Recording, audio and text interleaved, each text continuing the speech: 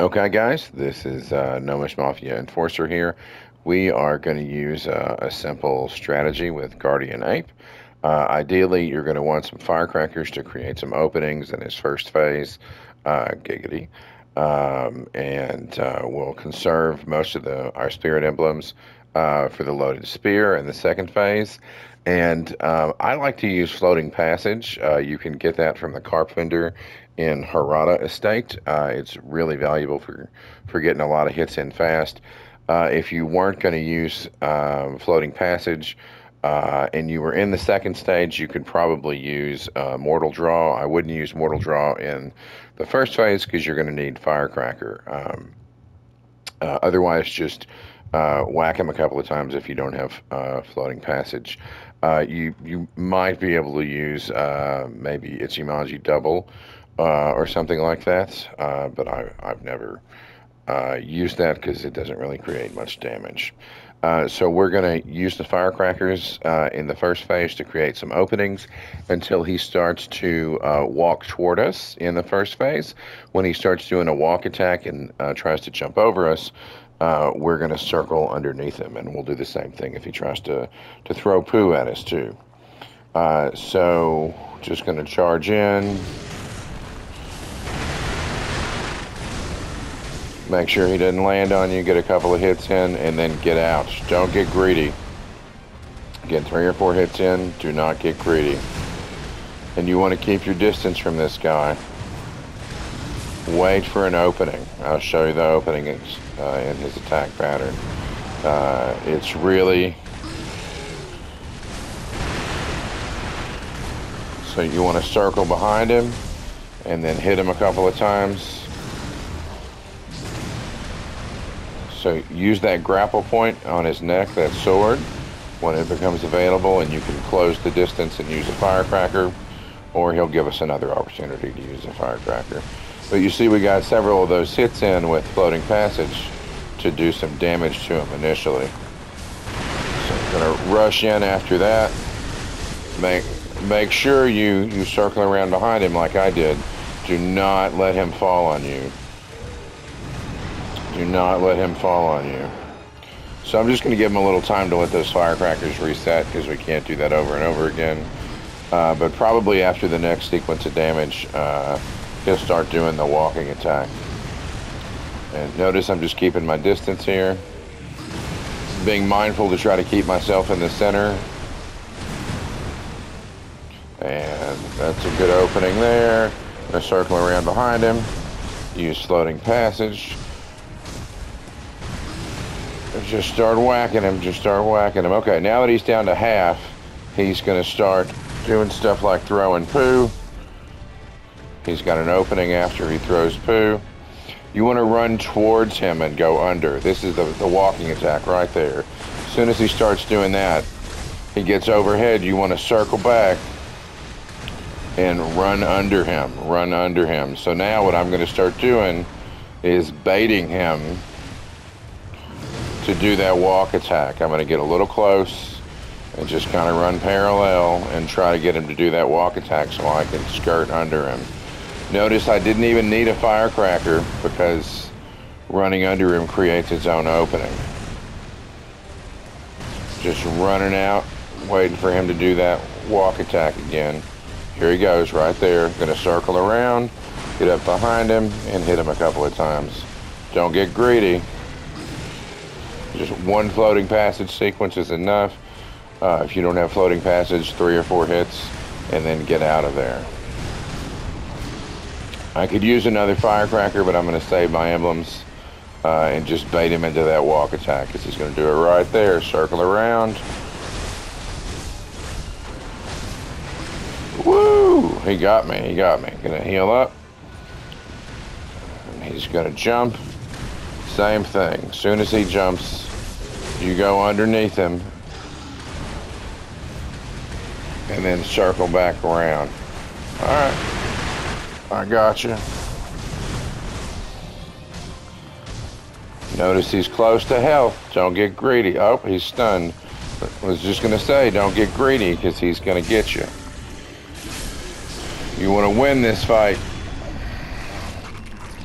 Getting greedy is a fast way to lose. So that's the end of phase one. Firecrackers makes that really quick work. Now we're just going to switch over to the spear. And he's going to start doing this move called the knife dance, where he holds the knife low back and to the ground and waves it parallel back and forth. And we want to deflect that. Deflecting that will create an opening for us. That lunging sweep, we want to punish just once and then immediately get out, because he likes to scream. You don't want to be anywhere near that.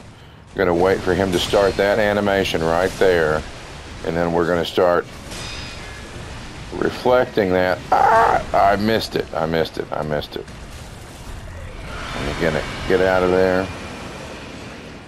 That animation where he starts swinging it low back and forth is what we want to block. So you'll see as soon as he does that, I immediately change directions and I start heading towards him. We'll get that last one, then double click on the spear, do some damage to him and get out of there. We're going to punish that lunge just once and then get out of there. He likes to scream after you hit him that one time. So watch for the dance. There it is. Woo! Nope. Sometimes he'll do that. You got to be prepared.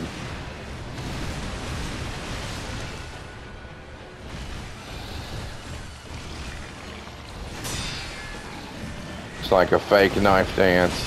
That's the fake one right there. You can still block it and he'll still do that, but be real careful when he starts smashing. You really want to wait for him to start waving that knife low. Just like that. Ah! I blocked those, or I flubbed that deflect.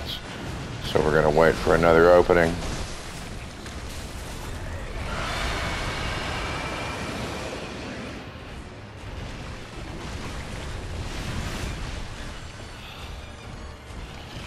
I pretty much just hold down the run button this whole time. Man!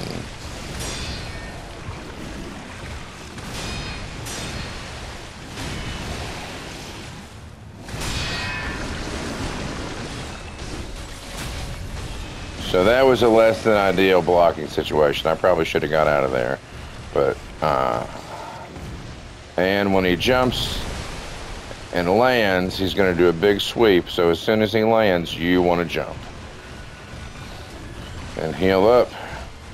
Get some space. Dump your posture damage. And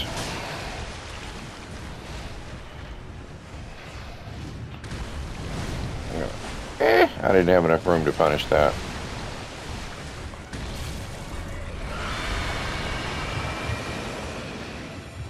So that's basically it. You want to wait for him to start doing that knife dance, and you want to block that. Punish that lunging sweep. And then run out.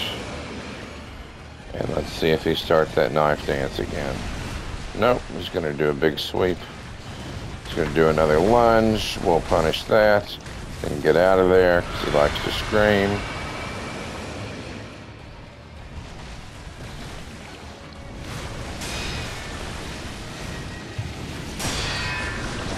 And then we'll get him again with that loaded spear. Takes a big chunk off of him.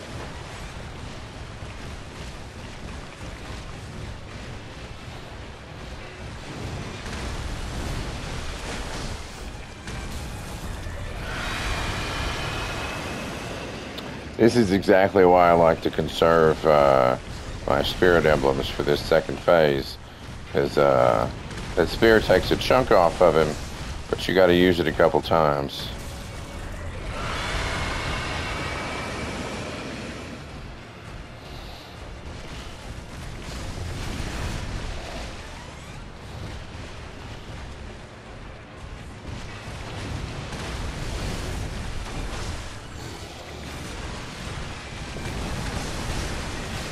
Oh, he got me in a corner over there. He got me in a corner. I'm going to heal before I do anything.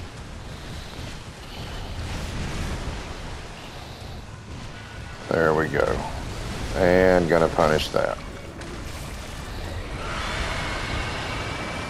Dump our posture damage and wait for him to start swinging.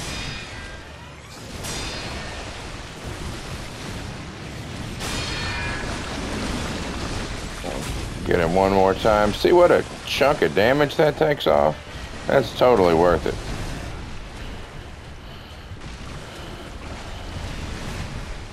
So if you don't have the spear or you're out of emblems at this point, you can, oop, he's gonna yell. You can just rush into him and hit him a couple of times. You can get 4 or 5 hits in. Oh man, thought I was out of range. Gonna heal up. And you know what? I'm gonna drop a temporary heal there. Man, I've really been flubbing his deflects lately.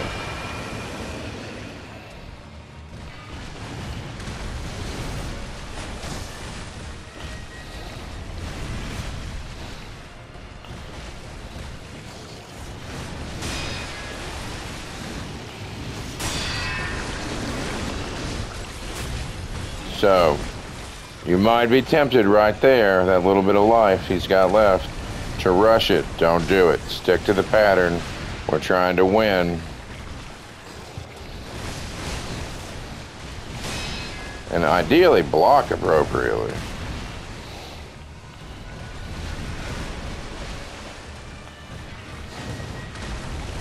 And I'm going to close with floating passage. And that's it. We just punched his clock. I can't tell you how many times he killed me until I figured out that pattern. So that's how you knock Guardian Ape down.